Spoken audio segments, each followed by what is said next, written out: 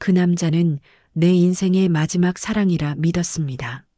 서로의 외로움을 채워줄 거라 생각했죠. 하지만 결혼식이 끝나고 그가 나를 부른 첫마디가 전혀 다른 사람이었습니다. 그녀는 다시 돌아가고 싶었습니다. 달콤했던 미소 뒤에 탐욕과 거짓이 도사리고 있었음을 그때는 몰랐습니다. 그날도 그는 다정했습니다. 늦은 오후 카페 창가에 앉은 나는 커피잔을 손에 쥔 채 그를 기다리고 있었습니다. 늦어서 미안해요. 요즘 일이 좀 많네요. 그의 말은 늘 부드럽고 눈빛은 따뜻했습니다. 처음 만난 그날부터 그는 배려 그 자체처럼 보였죠. 이 나이에 이런 설렘이 올 줄 몰랐어요. 그가 웃으며 내 손을 잡았을 때 내 마음은 오래된 겨울이 끝난 듯 따뜻해졌습니다. 퇴직 후 혼자 살아온 세월 동안 느꼈던 공허함이 사라지는 기분이었어요. 그는 늘 우리라는 단어를 강조했습니다. 이제 혼자 살지 말아요. 내가 옆에 있을게요. 그 말이 너무 따뜻해서 나는 그가 내 인생의 마지막 인연이라 믿었습니다.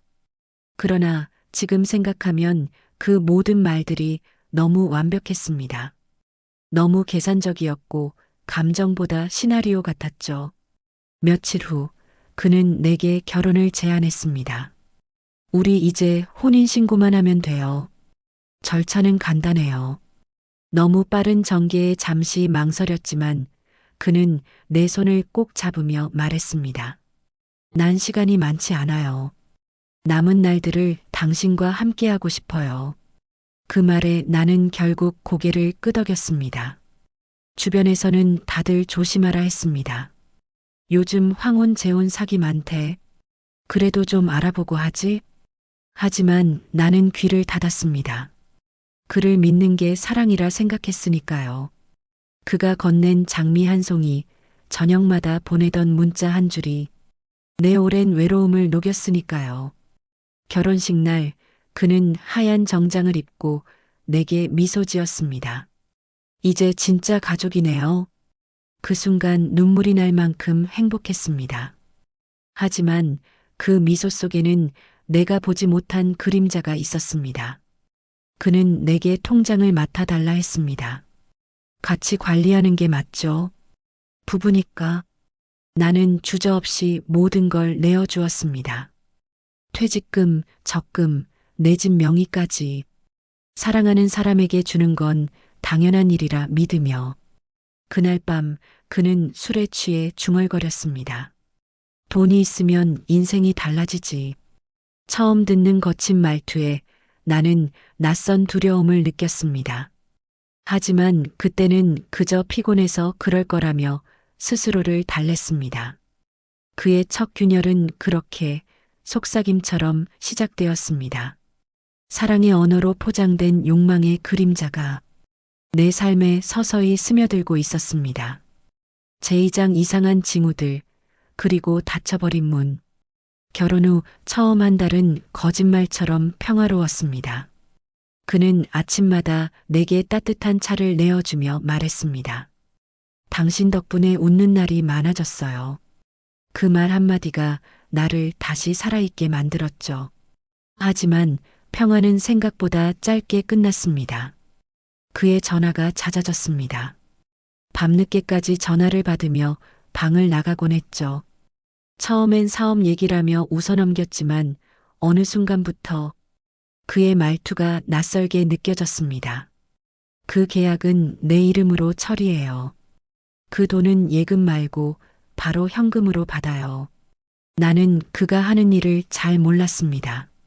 하지만 그는 내게 재테크 전문가라고 자신 있게 말했죠. 퇴직금을 맡긴 것도 믿음의 표시라 여겼습니다. 어느 날 나는 우연히 통장을 확인했습니다. 잔액이 반토막이 나 있었습니다. 이건 뭐예요? 그는 웃으며 내 어깨를 감쌌습니다. 투자야, 당신을 위한 거야. 이번에 큰 수익이 나. 그의 눈빛은 여전히 따뜻했지만 그 안엔 무언가 감춰져 있었습니다. 며칠 뒤 친구 미정이 집에 놀러 왔습니다. 언니, 그 남자 좀 이상하지 않아?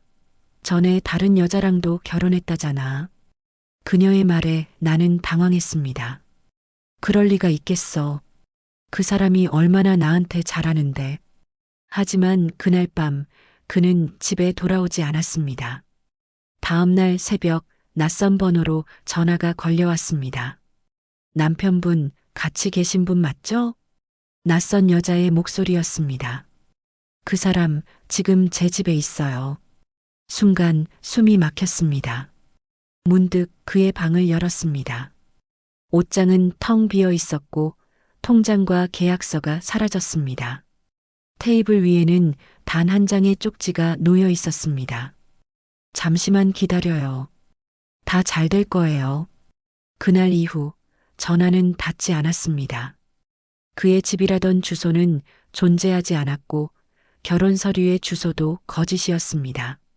나는 세상에 홀로 남겨진 느낌이었습니다. 달콤한 말로 시작된 사랑은 순식간에 냉정한 현실로 변했습니다. 나한테 왜 이런 일이 생긴 걸까? 거울 속에 나는 한순간에 늙어버린 사람 같았습니다. 손끝이 떨렸고 마음이 텅 빈 것 같았죠. 하지만 그날 밤 나는 결심했습니다. 이대로 주저앉지 않겠다고. 사랑을 믿은 내 잘못이지만 속인 그를 용서할 수는 없었습니다. 그를 찾아야만 했습니다. 그리고 반드시 되돌려놔야 했습니다. 내 마음도, 내 삶도, 그리고 내 돈도. 며칠이 지났지만 그의 흔적은 어디에도 없었습니다. 그가 남긴 쪽지는 마치 농담처럼 느껴졌고 사람들은 내게 냉정한 말만 던졌습니다. 그 나이에 너무 믿은 거 아니에요? 요즘 그런 일 많아요. 그냥 잊어요. 하지만 잊을 수 없었습니다. 그의 말 한마디, 그가 웃을 때 생기던 눈가의 주름까지 모두 거짓이었다는 사실이 믿기지 않았습니다. 나는 경찰서를 찾았습니다. 형사는 담담히 말했죠. 이름이 가짜일 수도 있습니다. 혼인신고는 아직 접수 안 됐네요. 순간 다리가 풀렸습니다. 내가 믿었던 결혼, 사랑, 함께라는 단어가 모두 종이 위의 환상에 불과했다는 걸 깨달았습니다. 그날 밤 나는 그의 서류 봉투를 정리하다 작은 영수증 하나를 발견했습니다. 투자 컨설팅 입금액 3천만 원. 내 이름으로 되어 있었습니다. 손이 떨렸습니다. 그가 나 몰래 내 계좌를 이용한 것입니다. 그 순간 마음속에서 무언가 부서졌습니다. 이대로 끝내면 내 삶이 그에게 삼켜지겠구나. 나는 눈을 감고 깊이 숨을 들이켰습니다. 그리고 결심했습니다. 이제부터는 내가 그를 쫓을 차례라고. 다음 날 나는 미정을 찾아갔습니다. 그 남자 전에 다른 여자한테도 그랬다더라. 미정은 휴대폰을 내밀며 사진을 보여줬습니다. 그와 나란히 찍은 사진 속 다른 여자의 얼굴. 그는 똑같은 미소로 같은 말들을 하고 있었습니다. 당신 덕분에 웃는 날이 많아졌어요. 모든 것이 복사된 듯한 사랑이었습니다. 그는 외로운 여인들을 상대로 황혼의 사랑을 미끼로 한 사기를 반복하고 있었던 거죠. 분노보다 더 큰 건 자책이었습니다. 나는 왜 몰랐을까? 왜 그렇게 쉽게 믿었을까? 하지만 후회만으로는 아무것도 바꿀 수 없었습니다. 그가 내 삶을 빼앗았다면 나는 내 삶을 되찾을 뿐이었습니다. 며칠을 수소문 끝에 나는 그가 자주 다니던 투자 컨설팅 사무실을 찾았습니다. 낡은 간판 아래 젊은 여직원이 나를 바라봤습니다. 그분요? 며칠 전에 사장님이랑 해외 출장 가셨어요. 그녀의 말투에는 뭔가 숨기려는 기색이 느껴졌습니다. 나는 미소 지으며 명함을 건넸습니다. 그 사람 곧 연락 올 거예요. 그땐 꼭 전해주세요. 그날 밤 나는 책상 위에 종이와 펜을 꺼냈습니다. 내가 믿은 사랑이 나를 속였지만 나는 내 삶을 되찾을 것이다. 조용히 그렇게 써내려갔습니다. 이제부터는 복수가 아니라 진실을 드러내는 싸움이 될 거라고. 그리고 그 싸움의 시작은 이미 내 손끝에서 시작되고 있었습니다. 며칠 후 낯선 번호로 전화가 걸려왔습니다. 혹시 김은주 씨 맞으세요? 낮고 조심스러운 남자의 목소리였습니다. 저는 투자 컨설팅의 직원입니다. 말씀드릴 게 있습니다. 그는 약속 장소로 오래된 찻집을 지정했습니다. 거기서 만난 그는 불안한 눈빛으로 주변을 살피더니 낮은 목소리로 말했습니다. 그분 한 달 전에도 같은 방식으로 다른 피해자를 만들었습니다. 나는 숨을 삼켰습니다.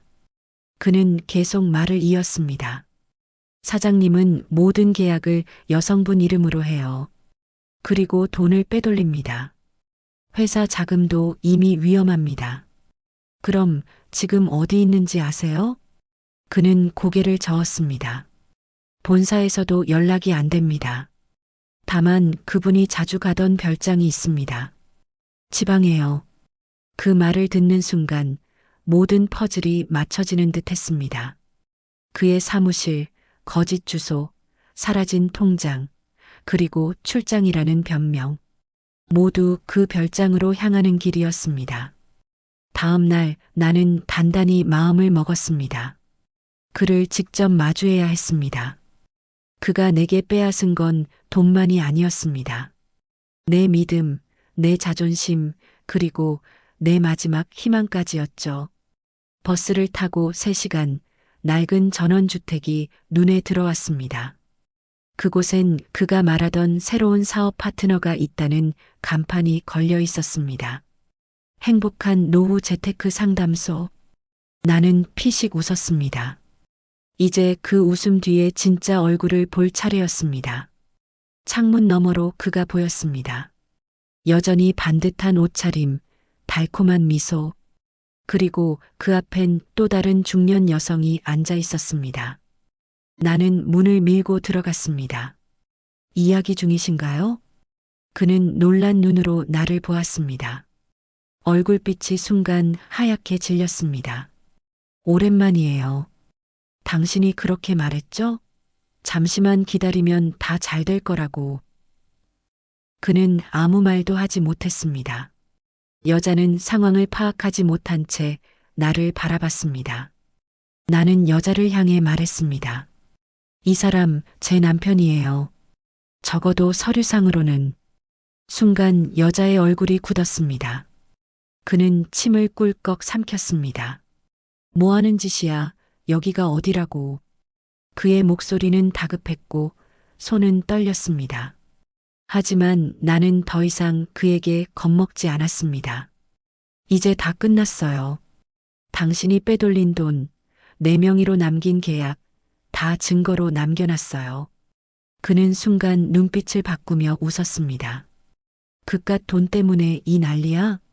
당신 같은 늙은 여자는 감사해야 해. 내가 관심 가져준 게 어디야? 그 말은 내 마음에 불을 질렀습니다. 나는 조용히 휴대폰을 꺼내 그를 바라봤습니다. 이 대화 녹음되고 있어요. 그리고 곧 당신이 그토록 무시하던 세상이 들을 거예요. 그는 비틀거리며 뒷걸음질 쳤습니다. 그의 얼굴엔 분노와 두려움이 동시에 스쳤습니다. 내가 감히. 나는 단호히 말을 끊었습니다. 그래요. 감히 당신에게서 내 인생을 되찾으려 합니다. 그날 나는 경찰에 신고했고 그의 행복한 노후 상담소는 불법 투자 사기 혐의로 조사를 받기 시작했습니다. 모든 게 끝난 건 아니었지만 적어도 나는 진실의 문턱까지 다다랐습니다. 그 남자의 그림자는 점점 사라지고 내 안의 어둠도 조금씩 걷히기 시작했습니다. 며칠 후 경찰서에서 연락이 왔습니다. 김은주 씨 진술서 관련해 한 분이 찾아오셨습니다. 나는 긴장된 마음으로 조사실 문을 열었습니다. 그곳엔 낯익은 얼굴이 앉아 있었습니다. 그의 사무실에서 나를 도와주던 젊은 직원이었습니다. 그녀는 고개를 숙이며 조용히 말했습니다. 죄송합니다. 이제서야 진실을 말씀드릴 수 있을 것 같아요. 그녀의 손엔 두꺼운 서류철이 들려 있었습니다. 거기엔 그가 저지른 투자 사기의 내역, 피해자들의 명단, 그리고 그가 사용한 가명들이 정리돼 있었습니다. 이건 어떻게? 저도 속았어요. 저도 피해자 중 하나예요. 그녀는 눈물을 닦으며 말을 이어갔습니다. 처음엔 저도 그 사람이 진심으로 날 아껴주는 줄 알았어요. 하지만 결국 나를 내세워 서류를 조작했죠. 제가 도운 부분이 있어서 죄책감이 너무 커요. 나는 그녀의 떨리는 손을 붙잡았습니다. 괜찮아요. 이제라도 바로잡으면 돼요. 그 사람이 한 짓은 우리가 함께 밝히면 됩니다. 그녀는 고개를 끄덕이며 내게 작은 USB를 건넸습니다. 이 안에 모든 자료가 있어요. 그가 숨기던 계좌, 거래 내역, 그리고 피해자 연락처까지요. 나는 깊이 숨을 들이켰습니다. 이제는 더 이상 두려움보다 분노가 컸습니다. 그는 여전히 어딘가에서 같은 짓을 반복하고 있겠지. 하지만 이번엔 다르다. 이번엔 내가 먼저 움직인다. 그날 밤 나는 오랜만에 거울을 바라봤습니다. 피곤한 얼굴 속에서도 묘한 빛이 보였습니다. 예전엔 없던 단단함이었습니다. 그래, 이제 시작이야. 다음 날 나는 변호사를 찾았습니다. 그는 내 이야기를 조용히 듣더니 미소를 지었습니다. 김은주 씨, 이건 명백한 사기입니다. 그리고 법적으로 대응할 수 있는 증거가 충분하네요. 그는 서류를 넘기며 덧붙였습니다. 게다가 이 사건 단순히 돈 문제가 아닙니다. 그는 노년층을 상대로 한 조직적 기망행위를 한 겁니다. 그의 말에 가슴이 벅차올랐습니다. 그럼 이걸로 그를 법정에 세울 수 있나요? 물론입니다. 단 증언이 필요합니다. 그를 믿었던 여자로서 용기 있게 나서주셔야 합니다. 나는 고개를 끄덕였습니다. 그제야 마음속에서 오래된 두려움이 사라지는 걸 느꼈습니다. 사랑에 속은 여자가 아니라 정의를 세우는 사람이 되고 싶었습니다. 며칠 뒤 경찰서 복도에서 나는 한 통의 전화를 받았습니다. 은주 씨, 그 사람 다시 나타났습니다. 수화기 너머의 목소리는 떨렸지만 단호했습니다. 그는 또 다른 피해자를 만나 새로운 이름으로 살고 있었습니다. 나는 조용히 웃었습니다. 이번엔 내가 기다리지 않을 거예요. 주머니 속 USB를 꽉 쥔 채 나는 발걸음을 돌렸습니다. 복수는 증오가 아니라 정의가 되어야 한다는 걸 이제는 확실히 알았으니까요. 며칠 후 경찰서와 변호사를 오가며 바쁜 시간을 보냈습니다. 그리고 드디어 그 남자가 법정 출두 명령을 받았습니다. 하지만 그는 끝까지 버텼습니다. 난 아무 잘못 없어. 그 여자들이 다 자발적으로 돈을 준 거야. 그의 목소리는 여전히 오만했습니다. 마치 세상 모든 게 자기 뜻대로 돌아가리라 믿는 사람처럼. 그날 나는 법정 증인석에 섰습니다. 수많은 눈이 나를 향했지만 두렵지 않았습니다. 김은주 씨, 피고를 어떻게 아십니까? 저는 그 사람의 아내였습니다. 적어도 그렇게 믿었습니다. 법정 안이 조용해졌습니다. 나는 그의 눈을 똑바로 바라봤습니다. 그는 사랑을 말했지만 그것은 철저한 계산이었습니다. 노년의 외로움을 이용해 돈을 빼앗고 신뢰를 짓밟았어요. 그리고 그걸 사랑이라 불렀습니다.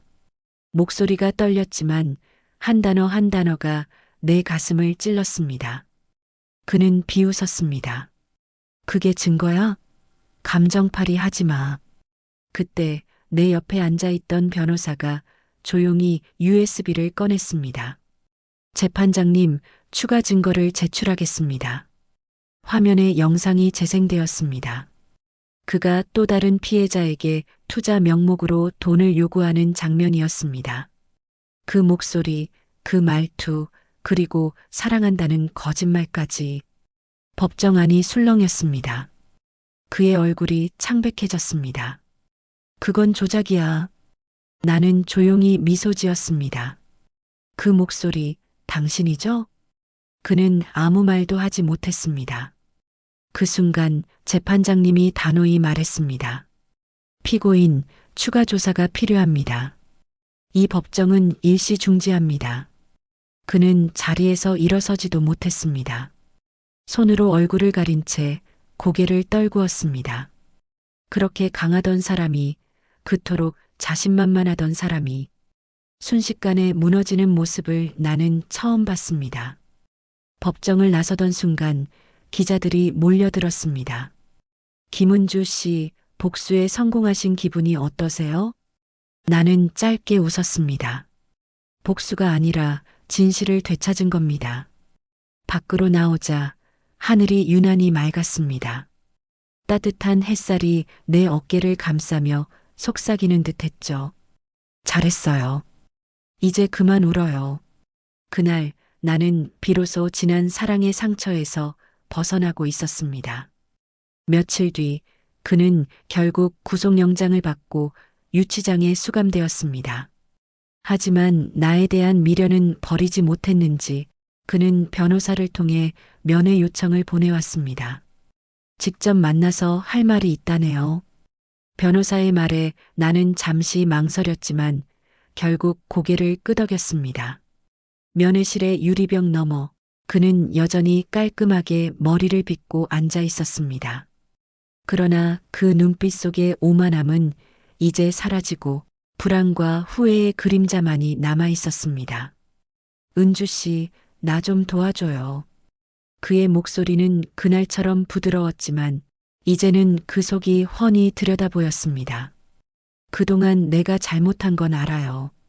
하지만 당신도 알잖아요. 나도 외로웠어요. 나는 조용히 그를 바라보다가 미소 지었습니다.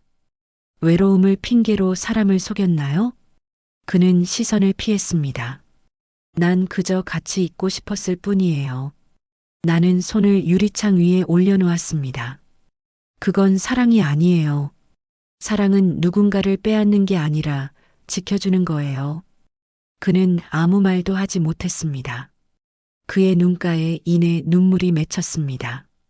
잠시 정적이 흘렀습니다. 당신이 나를 속이지 않았다면 우리 둘 다 행복했을지도 모르겠네요. 그는 고개를 숙였습니다. 은주 씨 미안해요. 그의 목소리는 작고 거의 들리지 않았습니다. 나는 천천히 자리에서 일어섰습니다. 미안하단 말은 이제 필요 없어요. 그저 다시는 누군가의 믿음을 장난감처럼 다루지 않길 바랍니다. 그 말과 함께 나는 면회실을 떠났습니다. 뒤돌아보지 않았습니다. 밖으로 나오자 봄비가 부드럽게 내리고 있었습니다. 차가운 공기 속에서도 마음 한켠이 따뜻했습니다. 복수는 끝났지만 그보다 더 큰 건 해방이었습니다. 나는 다시 걸음을 내디뎠습니다. 이제는 누군가의 아내가 아니라 스스로의 삶을 지켜낸 한 사람으로서 그날 밤 창문을 열었습니다. 빗소리가 고요하게 방 안으로 스며들었습니다. 탁자 위에 남아있는 장미 한 송이를 바라보며 나는 속삭였습니다. 고맙습니다. 나를 다시 일어서게 해줘서. 며칠이 지나고 모든 소송 절차가 끝났습니다. 법정에서 판결이 내려지던 순간 나는 조용히 눈을 감았습니다. 피고는 노년층 대상 사기 및 재산 편취 혐의로 징역 5년을 선고한다. 그의 고개가 천천히 떨궈졌습니다. 그 한마디가 내 오랜 밤을 끝내는 종소리처럼 들렸습니다. 집으로 돌아오니 낯선 편지 한 통이 도착해 있었습니다. 발신일라낸 교도소, 한기석 그의 이름이 적혀 있었습니다. 잠시 망설이다가 봉투를 열었습니다. 글씨는 삐뚤빼뚤했지만 그 안엔 담담한 고백이 적혀 있었습니다. 은주 씨, 이제야 진심으로 미안하다는 말을 남깁니다. 나는 당신을 속였지만 유일하게 마음이 흔들렸던 사람도 당신이었습니다. 내 죗값을 다 치르고 나면 조용히 사라지겠습니다.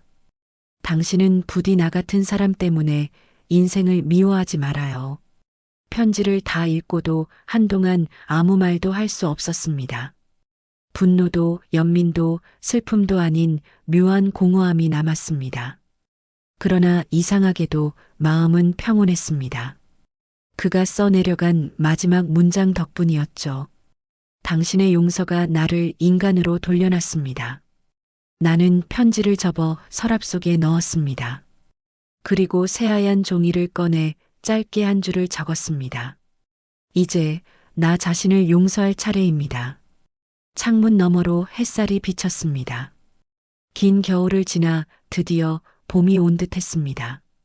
커튼을 걷고 창밖을 바라보니 감나무 가지에 새순이 돋아 있었습니다. 그 나무는 그와 함께 살던 시절 심었던 것이었죠. 그제야 알았습니다. 무너진 사랑도 상처도 결국은 다시 피어날 수 있다는 걸. 나는 그날 이후 지역복지센터에서 자원봉사를 시작했습니다. 나처럼 황혼의 사랑에 상처받은 사람들을 돕고 싶었습니다. 사랑은 늦게 와도 괜찮아요. 하지만 자신을 잃으면 안 돼요.